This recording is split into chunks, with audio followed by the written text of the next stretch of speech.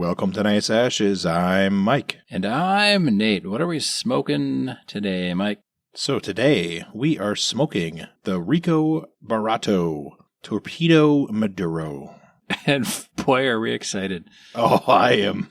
I actually think it's going to be better if our theory holds true. It almost has to be. Yeah. Well, I've always said that Maduros are like the dark roast coffee of the world. You can kind of put cheap product and make it better. Cover it up a little. Yeah, cheap product all you want, but the cap did not taste very pleasant when I wet it before cutting. First impression, I do get a slight acetone, but it's not as bad. I do get that lower molasses-like note in there. It's very faint, but it's there. Yeah, I'm not overly thrilled, but we will see. We will see. I've got a concern, Mike. Oh, what's that? My concern is that Tony Danza has kind of fallen from the public view and the cultural eye, so that there's going to be a whole generation now of people that can listen to Elton John's Tiny Dancer and not substitute Hold Me Closer, Tony Danza. That is a travesty. I agree. I think it is, yeah. I only know him from one show, to be honest with you. So I'm going to learn today, I'm going to guess. You won't. We always watched him in the garbage picking, field goal kicking Philadelphia phenomenon, which is surprisingly enough, it's a Disney movie, but it's they experimented with this stuff in the 90s, I think, where they did kind of like 60-minute movies and they put them out. And I actually paid. I didn't pay. I didn't get this thing. There was a person online that was offering a widescreen version of the film, and it was truly a widescreen version, but they cut these to full frame for their Disney TV program, but they filmed it in widescreen, so I have a widescreen copy of it. It's still standard definition, but it's well worth it. He plays a garbage man who has a busted truck, so he taped up the lever that makes the truck compact the trash, and instead of pushing it, he has to kick it. And surprise, surprise, he's a garbage man in Philadelphia, and the Philadelphia Eagles just happen to need a new field goal kicker. So that's the movie there. But I showed it to my wife, and she actually enjoyed it more than she thought she would. So there is that. It sounds like a pretty standard plot line for a Disney Renaissance movie from our childhood. Yeah. Yeah. You know, it's got all the good jokes. It's got the crazy kind of like dad of him that doesn't like what he does. So got to. You know, I got to. What do you do? It's the 90s, man. You have to do it. What are you pairing with your cigar, Mike? So I have the standard water as always. And then I'm trying for the first time the Summit Nihilus Irish Red non-alcoholic beer. Oh. Which so far is not as good as the Guinness non-alcoholic. Okay. And then I have a Spotted Cow as a backup.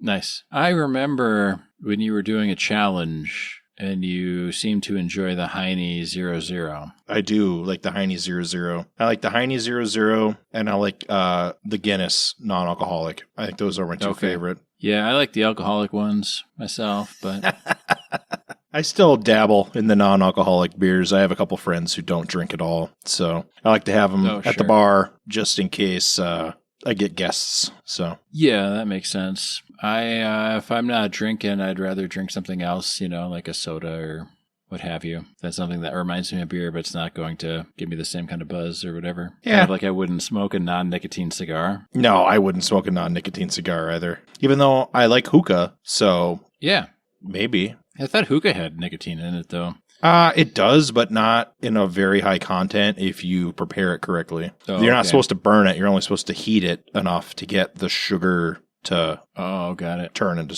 like I went vapor. To a hookah bar once, and I quite liked it, but who's to say? The whole thing seems like just dangerous enough that I shouldn't have one in my house, you know?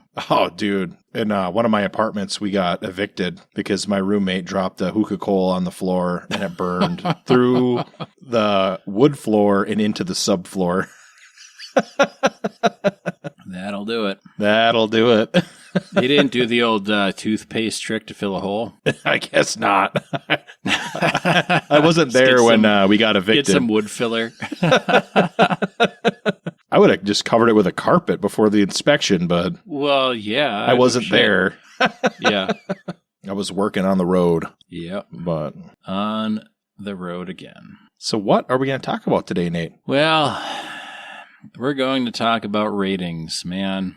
Ratings. And not in the early aughts of the ratings of desperate women on hotornot.com, but I wanted to start with cigar ratings. Cigar Aficionado, they're like the one you go to for cigar ratings, or that's what they would like people to believe. Or maybe it's a giant cigar conspiracy. Only time will tell. Do you know much about ratings and how Cigar Aficionado rates things and why?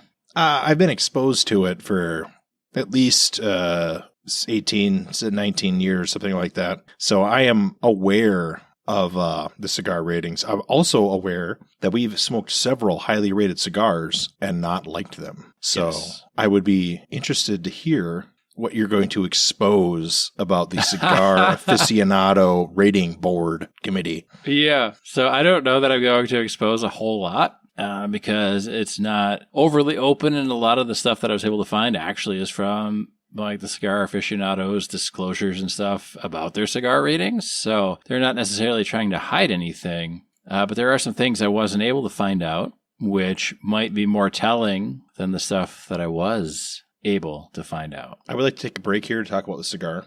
I am about an inch in, and I see no physical defects on the cigar at all. You and see it's no still what? Lit, and I'm getting pinholing. And as I try to get smoke out, it's very difficult to come out. Like almost nothing. So we like to say when we have technical difficulties, and I am definitely having difficulties. Okay. So just so everybody's aware that, I'm having like a serious problem. I might have to cut the end of the cigar off and relight it. We'll see. I'll let you know. I feel like this one has better airflow than the Connecticut did, the Torpedo Connecticut, but it tastes terrible, in my opinion, at this stage. But it's interesting because these are likely from the same box, kept in separate humidors, as most of our cigars are. I didn't have any issues with the lighting, but with the Connecticut, I did have some of the filler that was sticking beyond where the cut was, for the end of it. So maybe these aren't manufactured to the same excruciating details as other cigars, I suppose. I would say definitely not. It's like cherry hot for the last half inch of the cigar, and I'm barely getting any smoke through. Yeah. So just like I say, it's worth mentioning. Yeah, get your little penny nail out or whatever and poke some holes, man, and go to town on that thing. Yep, I'll get it fixed. Don't worry, but I just want everybody to know. I'm not worried, unless you'd make me smoke this thing on my own, because I don't like it. I wouldn't say if I did. I'd just grab a better cigar. You would let me know at the end, so... yes, my Cigar is fantastic. I mean, my, what the fuck are we smoking? So let's kind of go over how Cigar Aficionado assigns ratings to a cigar. They have what they would consider a very strenuous system all laid out here that makes perfect sense for everybody. So they have appearance and construction, and they rate these cigars on a total of 100 points. So 15 of the possible 100 are based on appearance and construction. So visually, a premium cigar should have a smooth, flawless wrapper and be consistent in color and shape. When held, it should feel firm and give off a slightly oily moistness. And there are some people that don't like the word moist. It's like a audio trigger for them. So I'm going to say it again, moist. Points are deducted if the wrapper has areas of large veins or if the cigar feels dry or firmer in some parts than others. So my guess is they don't rate a whole lot of cheroos. Yeah. The veins thing doesn't bother me. The other stuff does make sense, though, to an extent. Oh, yeah. I mean, some of it makes sense. I don't know, I don't know that I've ever grabbed a cigar and said, ooh, there's a slightly oily moistness about this. I don't know, man. But I don't care about the veins or if I can clearly see that it was a leaf that wrapped it. I mean, it's wrapped by a leaf, so I don't know what you want me to say about that. So anyway, appearance and construction, that's only 15 of the possible points. So that's the least amount of possible points per category because there's 4 categories. So they only award 15 points for this. So it's not weighted heavily towards if it does or doesn't have veins. if that makes sense. The next category is flavor, which is 25 of the possible 100 points. So it says, although each premium cigar has a distinctive taste, all premium cigars should taste smooth and rich. If a cigar leaves a bitter or harsh taste on your lip or tongue or mouth, points are deducted. Yeah. Which makes sense to me, but I feel like they put more thought into the visual category than they did in the flavor category. So what? It's supposed to be what? It's supposed to be smooth and rich and not bitter. Well, that's a lot of cigars, I guess. All right. The next one is smoking characteristics, and this is another 25 out of a possible 100 points. A perfectly made and stored premium cigar should light and burn easily and evenly. The draw should be comfortable and the same throughout the cigar. The smoke should be cool in your mouth. Points are deducted if the cigar burns too quickly, if it burns faster on one side, and if you have to pull hard to get a mouthful of smoke, or if that smoke is unpleasantly hot. That makes sense. Yeah, it all makes sense. And then overall impression. 35 of the possible 100 points. I'm going to read to you the description of overall impression, and then I'm going to tear out a new one. This is the most heavily weighted category because it is the most important. End of description of category. So the most subjective of the four categories is the most important, but they won't tell you what that means or how that works. Just overall impression. Sure. That makes sense. Ha ha ha.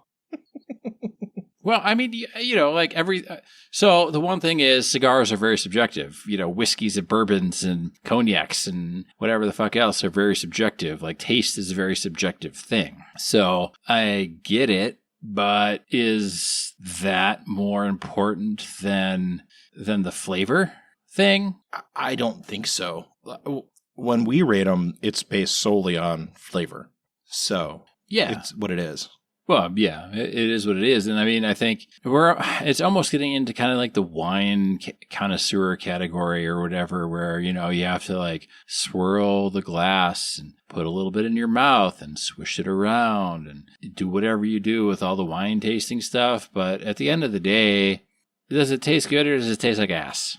Like, is it worth the $2, the $5, the $50, whatever you're spending on the cigar? Is it worth it? And taste is super subjective, and we try and, and we point out, like, I don't know, I guess the Nice Ashes rating system would be, does it taste good and non-offensive? It will tell you, too, if it's a good taste and non-offensive, but it's not to our taste likings. We're like, it's kind of out of our wheelhouse, but I can't say anything bad about it. There's nothing I can really say bad about it. It was a well-made cigar, and it tasted fine. It's not one that I'm drawn to because it's not, not the style of cigar I normally smoke or would choose to smoke, but I can't knock it because it's not something I would like. You know what I mean? Yep. Now, Nate, I just sent you 2 pictures. Okay. So that's what happened to my cigar. I had a pinhole that burned all the way through. Holy the fuck, outside dude. of the cigar. That is the first time I've ever had that happen. I've heard of it. I've never seen it. Yes. So I don't know if you want to upload those to the Instagram. Oh, they will be on the Instagram. Yeah. So 100%. That's how much I had to cut off, and the scraping on the cigars because my cutter is not quite large gauge enough to go around the cigar. So it's not, cigar leaf itself was damaged by my cutter, but it wasn't the cigar's fault. So. Yeah, you had to cut off a good, a full inch, maybe more. I would say 1.5 inches, maybe 1 3/4. Yeah. Yeah. Because that pinhole came right through, and it was, obviously on fire, right? Well, yeah. I've never fucking seen that happen. It's crazy. Yeah, it's crazy. So that is, I know what my score is going to be already. But, I have a feeling as well. Yeah, needless to say, I am a third or 2/3 of the way through my cigar, and I have not relit it yet. Yeah. So I'm going to keep kind of going through some of these cigar rating things. Cigar ratings and reviews became popular in the 90s, and it was the Wine Spectator magazine publisher Marvin Shankton wanted to create a similar rating system for premium handmade cigars. And so Cigar Aficionado is considered today to be the leading cigar publication, an advocate of the cigar good life, whatever the fuck that is. And, they want to build themselves as kind of the principal source of cigar knowledge for everyone who smokes cigars everywhere. So they do a blind taste testing. We're going to talk about their blind taste testing a little bit later. But here's what happens. This is how it goes. And so they've got a panel of raters that rate these cigars. And And then there's a lot of kind of backlash on the internet or counterpoints on the internet that say you shouldn't rely on ratings, you shouldn't rely on Cigar Aficionado, they're the devil, and all that stuff. And we'll get into that stuff a little bit later. But this is from another publication, Cigar Country. And they're trying to get you to not believe the ratings so much. They're saying that they believe the rating systems have done wonders for the industry and the quality of cigars being made, and they're a good guide for consumers. But they want to caution smokers to not go based solely on the ratings. I mean, it's the same thing with almost anything, and we're going to get into other ratings a little bit later. Yeah, I agree. I think that the ratings, especially when I go and get wine, I don't know anything about wine. My wife likes wine, so if I'm going to buy her a bottle of wine as a gift, I'm going to look at the bottle with a 91 rating and be like, all right, well, this is probably going to be appreciated. Like, I really don't care what it tastes like. It's wine. Yeah. Yeah, it's wine. Then there's a lot of funny instances in the wine world, and I'm sure in anything where taste is part of the rating, so cigars and food and restaurants and whatever else, where they've done, $100,000 and $1,000 bottles of wine up against a box wine, and seemingly consistently the box wine performs just as good, if not better, than the other more expensive ones, which is almost kind of the point of the show, of our show, right? Is we're trying to keep the cigars within a certain price point. Are they worth that or are they not? Not saying, every cigar that's been over our price range has been good, I think, right, Mike? For the most part? Yeah, I would say 90, at least 90% of them have been good. So if you get to a certain price point in cigars, it's probably similar to a certain price point in wine or whiskey or scotch or I don't know, pavlova or whatever else you like to eat and consume, right? But here's why they don't want you to depend on ratings. The Cigar Aficionado tasting panel members, they smoke 6 to 12 cigars a day. So what that means is that only the full-bodied cigars will reach the top ratings, because if you're smoking that many cigars a day, you won't appreciate the subtleness of a mild or medium-bodied smoke. So you have to be it's one of those things where the more powerful or the more full or strong cigar is more memorable than the other ones, because it's the same reason why we try to smoke the lighter cigars first, because we record usually 2 episodes a night recording wise, right? We usually try to smoke the lighter ones first, because we don't want to smoke the heavier ones first to have them overpower the next cigar. So we try and do that in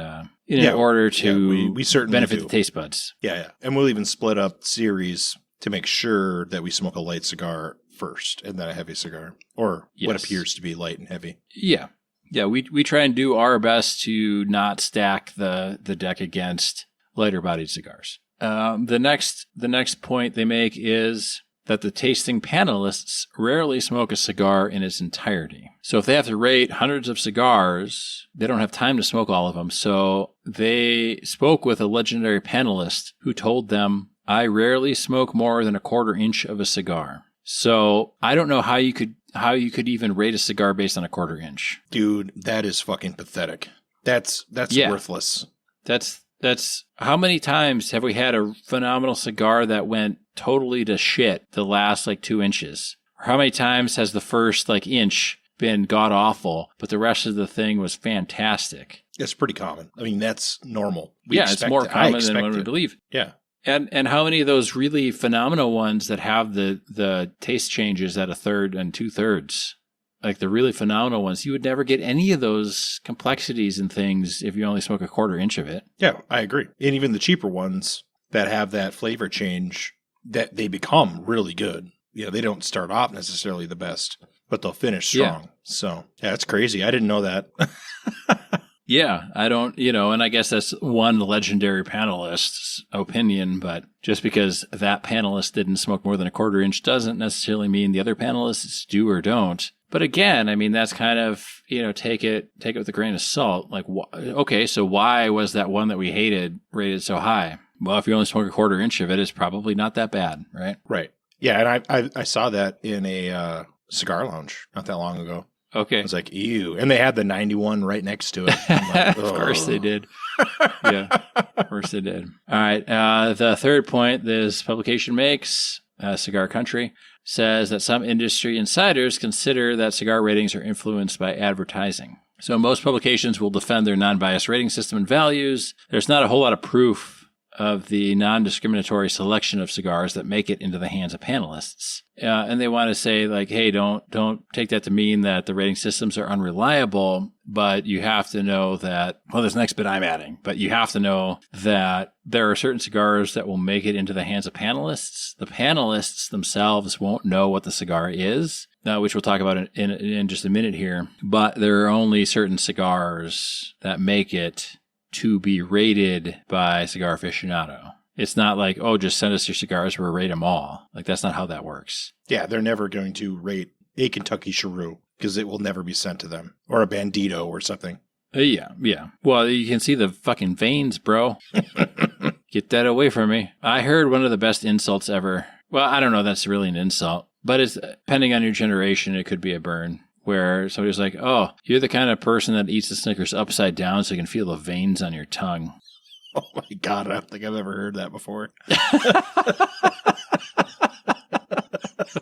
So take that for what it is. But apparently, so there's been some talk online, like on Reddit and stuff, where some people really hate Cigar Aficionado and their ratings. And apparently, and I don't have necessarily any proof other than some Reddit posts where Cigar Aficionado has blacklisted certain cigar makers like DTT, aka Steve Saka, who, according to the Reddit post, arguably puts out some of the best cigars you can smoke. But you can find these cigars online. You can find them on their own website and stuff. But apparently, Cigar Aficionado doesn't want anything to do with them. I don't know why. It doesn't really matter why. It doesn't really matter why. And some of this stuff is like, if you're a cigar snob, you would be like, oh, okay, the backstory on the DTT thing. Here we go. But I don't know, and I don't really care. The part I care about is if they're refusing to review cigars that they don't like, or they don't think they like, or, that kind of shows that they're not unbiased. Right. The bottom line is that the cigars they're getting are curated beforehand. So. Yeah, and I suppose given the number of cigars out there, right, they should curate a bit, I suppose, but they probably have to. Yeah.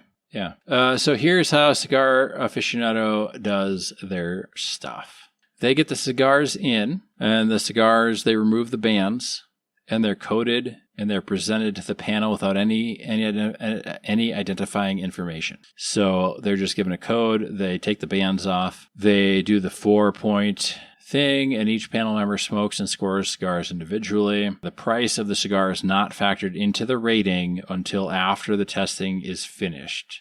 So I guess that means that the panel doesn't know the price, but then they might adjust the score afterwards based on price. That's what it sounds like to me. That's what it sounds like to me also. So I guess take that for what it's worth as well. But they do the blind taste testing, which I guess is, that's a good part where how you would do any kind of blind taste test. You don't know what you're smoking, and then you rate it. I've done that with beer, and I've done that with peanut butter. But and then Cigar Aficionado hasn't rated every single cigar, but they've rated thousands of cigars. Because I know we've looked up cigars we've smoked on the show, and we're like, oh, I wonder what this one is. But surprise, surprise, Cigar Aficionado has not rated it. So no, they're not. They're not going to rate a lot of the cigars that we try. Let's put it that way. Oh, yeah. And that's why we're here and why we have a podcast. That's right.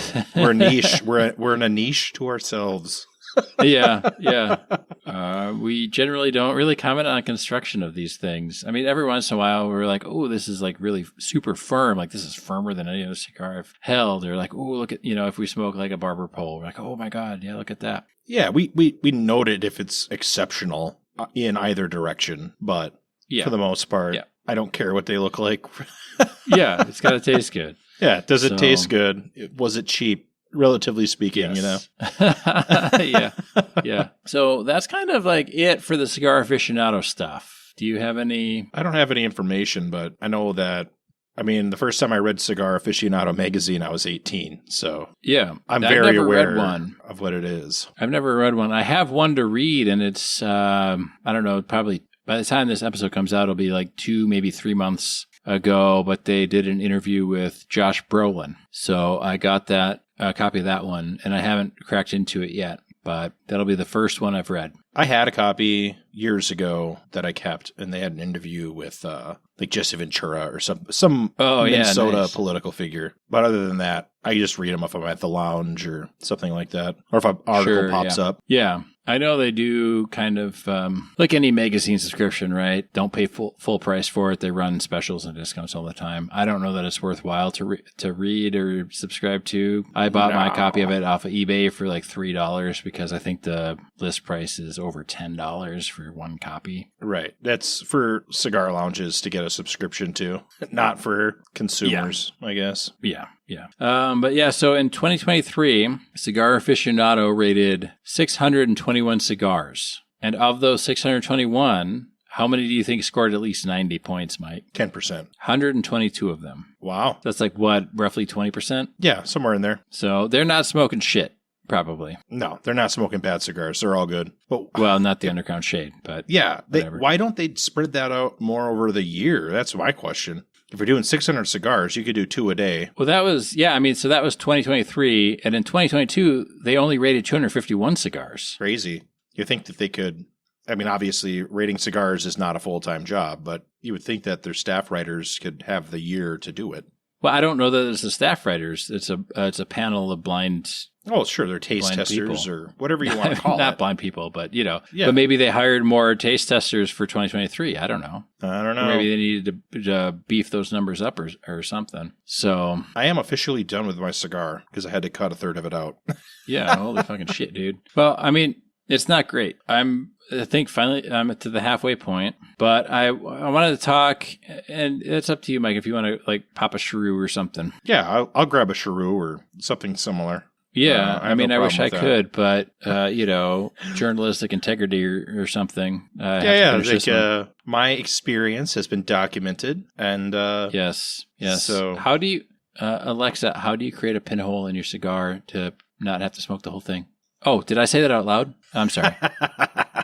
Yes. So, but I want to talk a little bit about ratings, but I'll give Mike a minute here to go grab something. Thank you. All right, I am back. What'd you end up grabbing, Mike? I grabbed just a random Bandito shrew that I had. Nice. So I wanted to talk about some of the ratings, just ratings in general, not necessarily having anything to do with cigars, but almost everything we do nowadays, whether it's an experience or a product we buy or a place we stay or a recipe we try and make, like all of these things have ratings attached to them. Yes, they do. And it's becoming more and more unreliable due to corporate interference in the rating systems, trying to rig things in their favor. Yeah. And almost, I mean, and even jobs that you apply to, like the companies have a rating based on supposedly employees or ex-employees. Any resume you submit gets run through an applicant tracking system that uses AI to rate your resume and give your resume a score. And your score on your resume, and I know this because I found a service online that has a one-time fee for the year, and it will you leverage AI to help you rewrite bits of your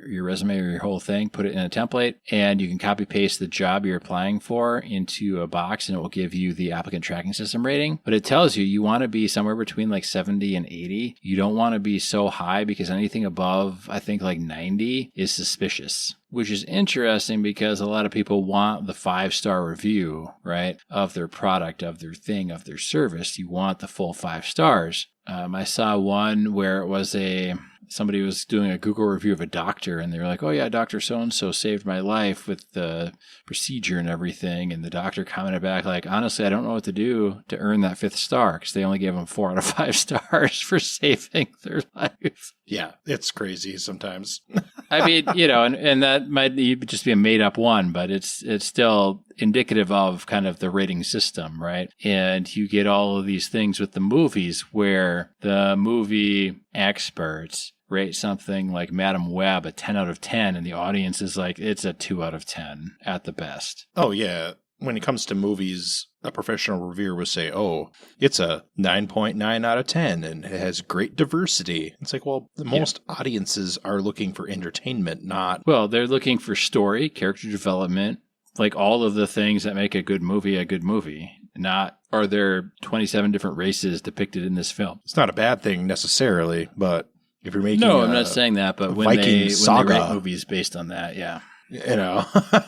I don't care what they tell you in school. Vikings were black. So was Anne Boleyn, from what I hear. And Anne Frank. Especially Anne Frank. Anyway, so apparently, according to statistics, 91% of people will regularly or occasionally read online reviews, which is not surprising. I mean, you'd have to to some extent, you'd kind of have to be a little bit silly to not read any online reviews of things. I mean, I've never bought the ShamWow, but there weren't really any reviews of the ShamWow online in the 90s, so didn't know if it was good or not. I read a ton of reviews, and I like to look at the 1 stars and the 2 stars first. Because if you have a product that has an extreme number of 1-star reviews, they a lot of times are not about the product itself. It's about a seller to avoid or something of that nature. Yeah, some customer service thing, or I like the ones that are like, well, mine didn't work when it showed up, and I emailed them, and they said, you gotta put the batteries in it. I didn't say anywhere I had to put batteries in this thing to turn it on, and I don't understand. I love that one. Oh, I have to provide my own AA batteries for this remote control? How dare they? It's like, that should have been the first thing disclosed to me as a buyer. Yeah. So we got 91% of people that read reviews. 84% will trust them as much as a personal recommendation. So there are people out there that trust them and believe them. And by saying that there are people out there, chances are you're one of them, whoever you are. We're going to go into, and I feel like you and I might differ here, Mike, but I'm not the kind of person that generally writes customer reviews. I have in the past, if it's exceptional or, something has to be exceptional one way or the other for me to write a review. Let's put it that way. I'm not going to write like one of the crazy reviews I read. Oh, these Levi 527s are terrible work pants. It's like, well, dude, they're not work pants. So yeah, they're not.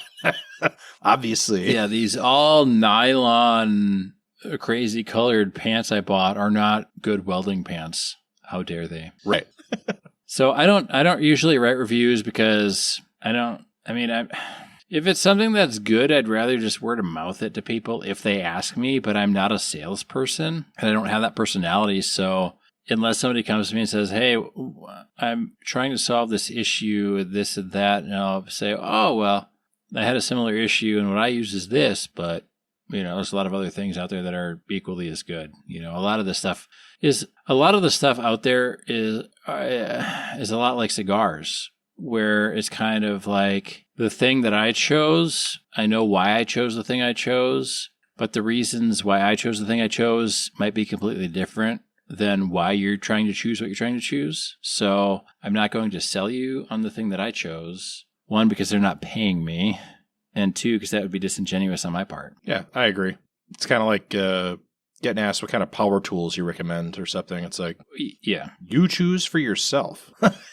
Yeah. Well, and, the chances are, if you're interested in something that I have myself personally, I know almost equally as much about the thing you're thinking about getting, because I read all the reviews and did all the spec comparisons between the product you're looking at and the product I ultimately chose. And I can tell you why I chose what I ultimately chose, but that doesn't mean the one that I didn't choose isn't good. It's just it didn't have something I was specifically looking for. So, okay, well, let's talk about this before we get into some of the other stuff. So I was looking for, my wife has introduced a concept called glow baths to our kids, where she gets the glow sticks where you snap them and they glow and you make bracelets out of them and stuff. But you toss them in the bathtub and then, the bath is glowing, right? And you get the bubble bath going. You got glowing bubbles in the bathtub for the kids. Sure. Never heard of it, but makes sense. For adults. Yeah, whatever. And, well, of course, guess what? The kids want them all the time because it's fun. And then, my wife is like, well, I can't just, that's an awful lot of glow sticks to be buying if you do a glow bath every single time you do a bath. Yeah, you Right, and I like understand that, but Well, a child does not. So what I did was look online, and lo and behold, with the advent of LED technology, they have submersible LED lights that are rechargeable that you can toss in a bath, a hot tub, pool, a swimming pool, whatever. And I'm like, sweet, like $8 to $13 is the range of these things. I'll just buy one of those. They can have a glow bath every time. It's rechargeable. Who cares? Yeah, have a glow bath every single bath. I'm not dropping whatever it is for a pack of the glow sticks. And they'll change colors. They'll, cycle through the colors. They can do a solid color. You can adjust the brightness. Like, it makes sense. But I was reading all these reviews on all these different, submersible, LED pucks. And some of them were like, oh, well, it started leaking and stuff like that. And it's like, okay, well, did you put it, in the deep end of your pool? Was it in a bathtub? Was it in a pot of water? How deep was it? What did you do to it? Did you just chuck it in there? And then there were some that were like, oh, yeah, this chopstick set was really great. But somehow it was linked under this product. You know how they do that sometimes? They'll keep the reviews of a previous product, but then change the product and the title and stuff. And so they get all the old, really good reviews, but it's a totally different product. So you read these reviews and it's like somebody talking about something that isn't even listed in the description. And you're like, what in the fuck is going on here? So the review market is rife for manipulation. for sure, you got to be careful. Yeah, you got to be careful. And I think a safe thing to say is if you're trying to read reviews on a product and you're seeing more than one review talking about a product that isn't listed in the thing you're looking at, maybe just don't go with that company. Oh, yeah. And Amazon now is kind of similar to eBay, where if the seller is all no vowels, right? It's like some word you can't pronounce because it's not really a word, and it's shipping directly from wherever. It's like, well, and some of them are legit and others are not.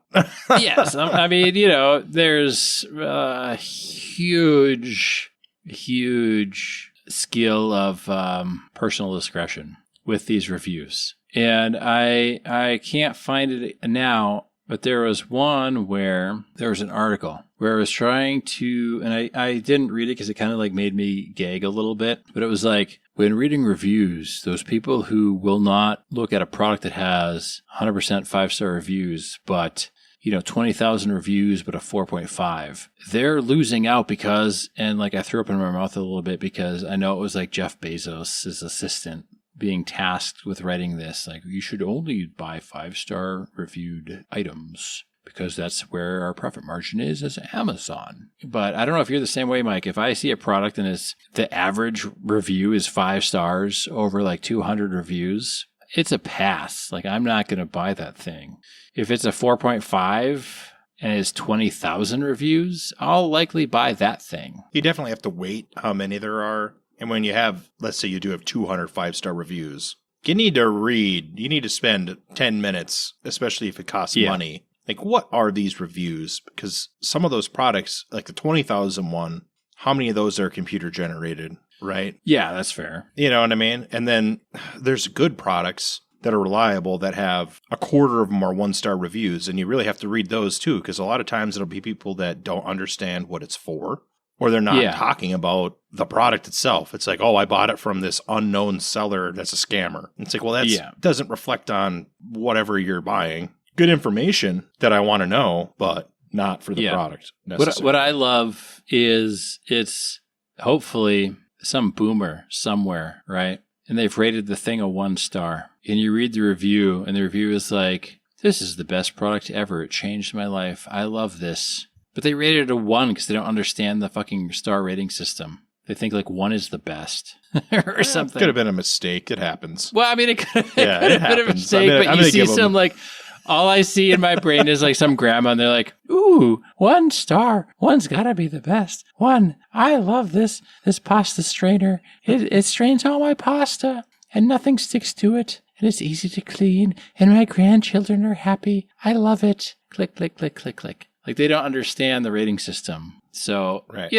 I mean, but that's why you have to read them, and luckily you can filter them, and I don't know, people have a love-hate with AI, but Amazon has now, and this isn't supposed to be like an Amazon episode, but Amazon has obviously tried to manipulate or monetize or benefit from the ratings, so they've introduced an AI summarization of the ratings where they'll kind of give you the highlights of all of the ratings, whereas like, oh, customers praise this, that, and the other aspect of this product, but they're mixed on like the battery life, and there are some negative ones on that. And so I always try and like double check the AI, because I know AI can be prone to hallucinating, where it'll tell you what it thinks you want to hear sometimes. And there's a lawyer busted for that, where he was using AI to find court cases to support his cases, but it was hallucinating and just kind of fake, creating cases out of thin air to support what he wanted, based on how he was prompting it, and the judge was not happy. Let's tell you that. Yeah, you got to be careful with that. Like, you can generate lists with AI, but you got to check the deets, because they are not accurate usually.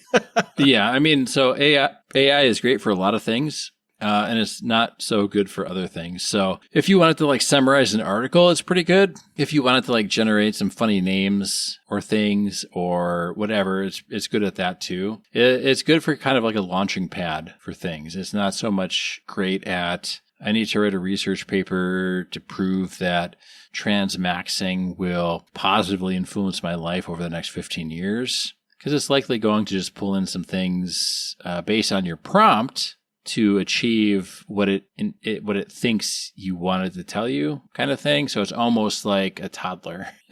Did you hit your sibling? No. Why are they holding their ear and crying then? You got to do your due diligence. All right. So a lot of people will write reviews based on personal experience of the product, characteristics, value for the money, customer service, customer care. That's kind of a big one. A lot of the negative reviews on Amazon or a lot of other sites are the box arrived squished, or it was defective out of the box, but the company refunded it or replaced it right away, and I'm good to go. So it's like, well, shouldn't that be a higher rating then? Because, I mean, what's the quality control on all these products? I mean, how many of these products ship out every day? Like, what's the what do they call it? Breakage? I mean, it's not truly breakage anymore, but what's the ratio of failure off the line? Right.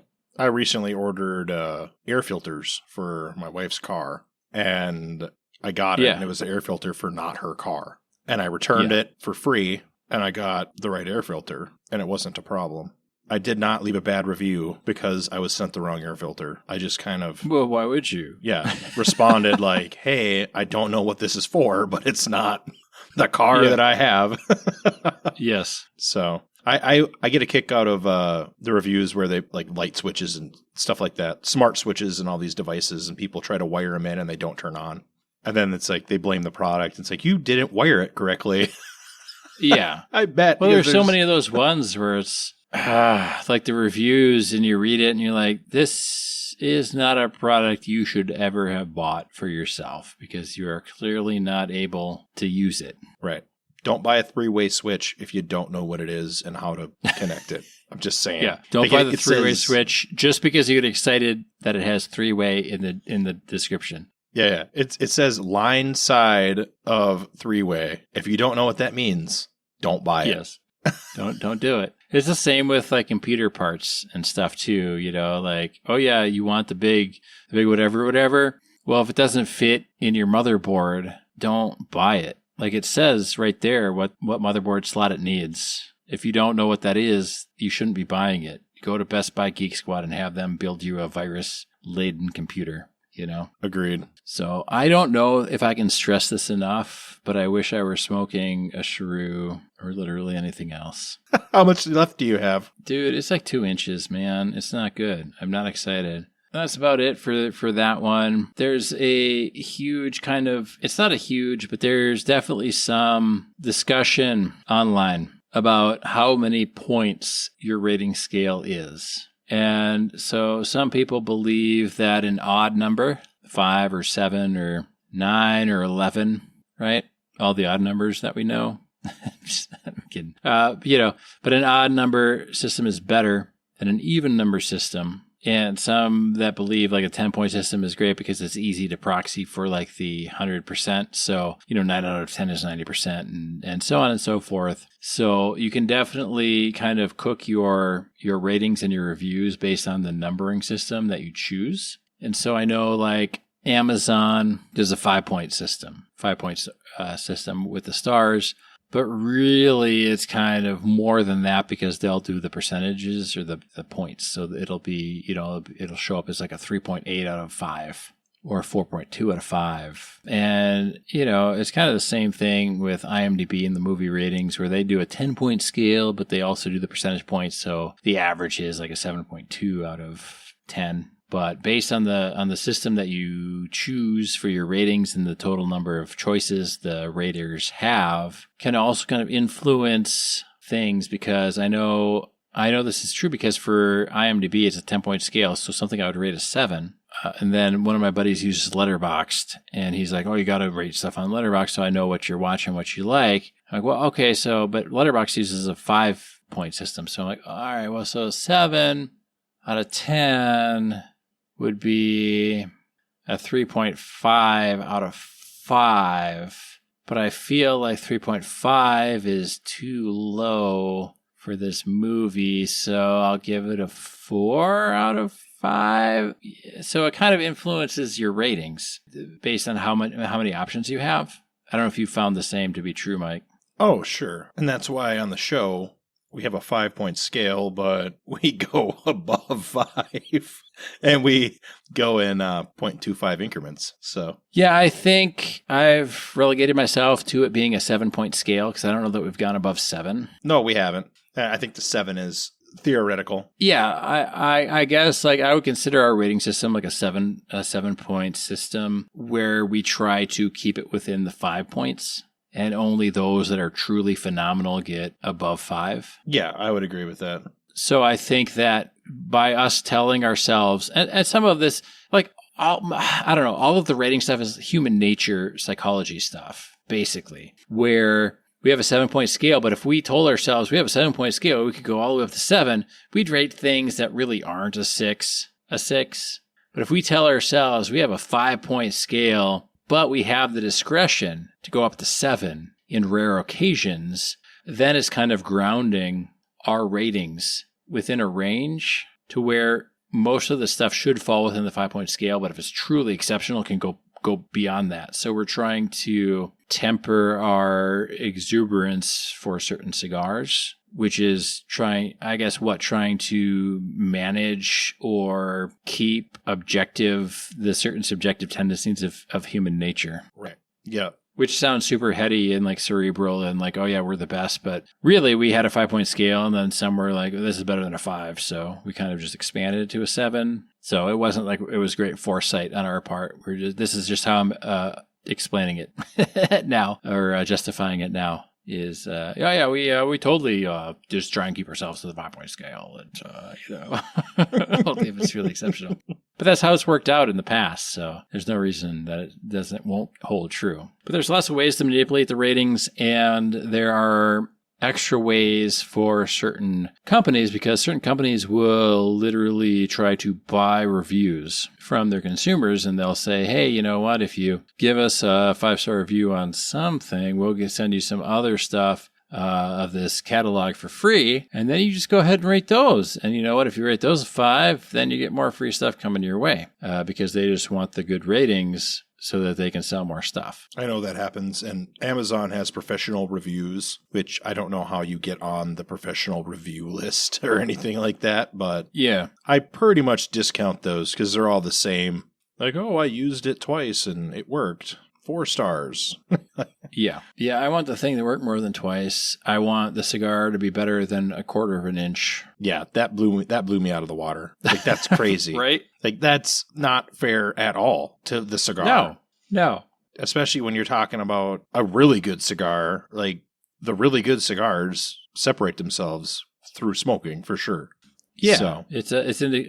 Each cigar is an experience. It doesn't mean it's a good experience. Last episode, case in point, but each cigar is an experience, and there have been plenty of times where the experience, and I don't really want to shit all over Gurkha, but, a good number of the Gurkhas are really good all the way through, but an equally number of Gurkhas are good all the way through until the last couple inches. And that's the nature of Gurkhas, I guess, and there are some cigars that we've smoked where the first inch has been god-awful, but then it turned into a really fantastic cigar. And it depends on which quarter of an inch you're smoking. Like, are you smoking like 3/4 of the way through the cigar? Is it only the first bit of the cigar? Like, which part of the cigar are you smoking? Yeah, I don't know how you could possibly give a reliable rating off of smoking even an inch of a cigar. No. Well, and that's why, not why, but I mean, that's one of the reasons why, even if we hate the cigar, we kind of smoke it to the end, because is there going to be a flavor change?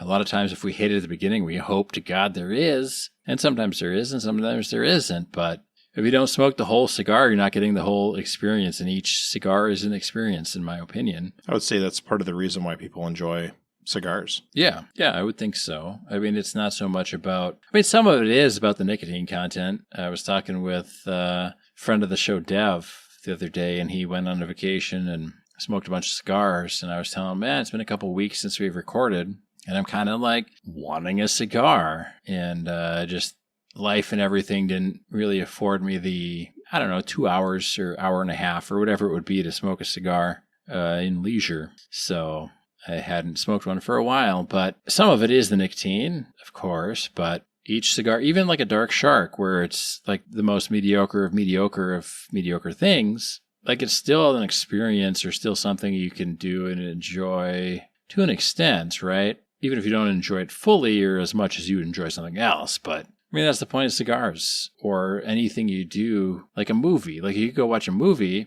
and even if you don't like it, it was still an experience. So right, something like a Dark Shark. I mean, that's a smoke by the fire at night kind of thing for me. Yeah, like that has a place though. I don't necessarily want to smoke a $15 cigar on an island full of drunken men in the spring, right? Like, well, yeah, that's not the environment for it. So everything has a time and a place. Well, yeah, everything has a time and a place, and everything has a cost, and everything has reviews nowadays. I mean, everything has reviews. So you sell something on Facebook Marketplace, you have reviews suddenly on if you're a good seller or not. If you buy something on Facebook Marketplace, you have reviews of if you're a good buyer. And everything's so review oriented that in some sense, I mean, there's been some definitely movies for sure where they've been rated like a 5 or a 6 average. And I've rated them like a 7 or an 8. But part of it is, personal preference. And part of it too is you have to take into account how old is the thing being reviewed. Has it stood the test of time or has it not? I guess, right? So there's a lot of different things when you're reading these reviews, and especially with things that are kind of techie, right? So like a submersible LED light. Is this version 1.0 from 5 years ago, or is this like the version 2.0 from 2 months ago? So are you reading the most recent reviews of it, or are you reading like the earlier reviews of it before they fixed the issues that were brought to light in the earlier reviews?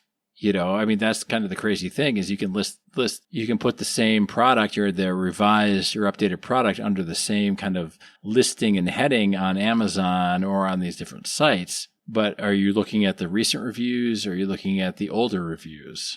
I mean, it's fucking tough out there, man. Oh, for sure. For sure. And products change under the same listing and they can get worse. I know my wife and I both have tripods for our phones for hiking and things like that. And the older version, which I have, is better than the newer version. Even though the newer version's still good and I would still recommend it. But the one I have folds into the bag easier, so it's easier to throw into a backpack. Sure. For an example. Yeah, well, and, these companies will update products based on what they think the demand is for. And maybe that's good and maybe it isn't good. I don't know. It's tough to say. But yeah, it's crazy to think that Cigar Aficionado, at least one of their blind taste testers only smokes 1/4 of an inch of the cigar. Yeah, that's a useless review, in my opinion. Pretty much. I know the last cigar we smoked, the Connecticut Torpedo, we weren't thrilled about, but we smoked it the whole way through, and we still weren't thrilled about it. Right. It could have got better. It could have got better. It could have got worse. Mostly stayed the same. But that's the thing is cigars aren't or a lot of cigars are not a one note and done kind of thing. A lot of them will change throughout the smoke. So only smoking a quarter of an inch is a huge disservice to the cigar. So Nate, where are you at with your cigar? I've got a little bit more than an inch, but I really don't want to smoke the rest of it. So I was just going to ask you if you had any more thoughts or input or opinions on ratings in general. No, and I would like to make a note about movie reviews of late, because there's been so much bad media content produced seemingly in the last 5 years that the ratings are becoming extremely unreliable for movies specifically and TV shows. So for something like that that's now becoming more politicized, I don't know if reviews matter as much unless they are in-depth, long-form review that explains the position. So if you go to Rotten Tomatoes, you'll see the professional reviewers giving it a 9 out of 10, and then you'll see 1,000 one-star reviews. And you really need to look into why that is, I guess. There's too much politics in entertainment right now. Yeah. For the reviews to be reliable, is what I'm trying to say. Oh, yeah. Especially entertainment. Right. You almost have to do if you really want to be informed about what the content is like, you have to look at a long-form review that explains it and almost spoils it to an extent. Yeah, to an extent. I mean, if you're one of those people that base your media consumption on reviews and you're, I don't know, if you're not a super fan of whatever it is and you're kind of debating whether or not to go and spend the extra money to see it in the theater versus waiting for it to come on streaming, then you're probably just better off waiting for it to come on streaming and then watching it yourself and making up your own opinion, as long as you subscribe to that streaming service, because likely it'll be cheaper than just going to the theater. Because most movies you can rent for, $3, $4, or $5 on Amazon. If they come on the Amazon platform, you can just rent them for $5, and that's way cheaper than a movie ticket. So you just have to wait a little bit longer, and I think that's kind of where a lot of this stuff gets you, because it's, if you don't see it in theater, you're missing out. Well, for Oppenheimer, Christopher Nolan wanted you to see it in IMAX. Well, I don't need to see Cillian Murphy's nose pores in IMAX. It's a courtroom drama. It's not like it's fucking Interstellar or something. It's a courtroom drama. I don't need to see that in IMAX. That's too big a format to watch 12 Angry Men in. I don't need it. So you don't always have to listen to the marketing. You don't always have to listen to the fear of missing out, right? If I don't see Oppenheimer in IMAX, I'm missing out. No, it's a courtroom drama. You're just missing out on seeing wildly distorted noggins. Like go to the circus and they have the silly mirrors. You can see distorted noggins all day long. You don't need to see Oppenheimer in IMAX. There's not a single reason to see Oppenheimer in IMAX. He shot it in IMAX. Good for him. Fantastic. Stupid movie to shoot in IMAX. Just because he's a well-regarded director doesn't mean he knows what he's doing all the time. No, he's definitely one of the guys who does it because he can, not because it should be done. Yeah. I don't know why I got in his case all of a sudden, but I mean, that's the whole thing with reviews, though, like modern reviews, like, if you haven't seen Oppenheimer in IMAX, you are missing out. Bullshit, you are. Bullshit. So you don't always have to believe them. Yeah. Sit closer to your TV. Yeah. Well, I just put mine out because it kind of went out and I'm not thrilled about it. So let's rate this bitch and move on with our lives. Okay. I will start because mine's extremely jaded. Yeah. For those who are listening who want to see what happened, look it up on the Instagram. Yeah, check us out on the Instagram. Somehow I like it less than the Connecticut. I mean, I got a 1. We both gave it a 1. I don't know. It wasn't good. I didn't like it. Maybe I was jaded from the Connecticut, I guess. It's not good. I didn't enjoy it. I wasn't enjoying it. There was not one point in the cigar that I enjoyed it. The Connecticut, I don't really know that I enjoyed it either, but it was somehow less gross than this one. Right. Obviously my cigar was faulty, so yeah, that plays a role. I thought the flavor was better, but also I was sucking so hard on it during the, failure that I like have a little tinge in the back of my throat. So it wasn't pleasant at all. Yeah, this one has definitely left a more severe aftertaste in my mouth than the Connecticut did. Like, I put it out and I'm still tasting it in my mouth, and it's just not a good thing. So do not recommend either of these. I think we've got a couple more of these coming up, but please don't buy these. You can do better. They can do better. We all can do better. Follow us on the Instagram. If you like what we put out on our main podcast, check out our Patreon because we do cutting room floor stuff. We had some stuff from the, the fairy tale episode. We've got some cutting room floor stuff from previous episodes. So if you like that kind of stuff, you can check it out. If you support at a certain level, you can find out the next cigars we're going to smoke so you can get them before the show and smoke them with us. On the show, we give you the cigar and the date that it's smoked. But follow us on the Instagram. We give a lot more pictures than our episode cover. Otherwise, thanks for listening. Be safe, have fun.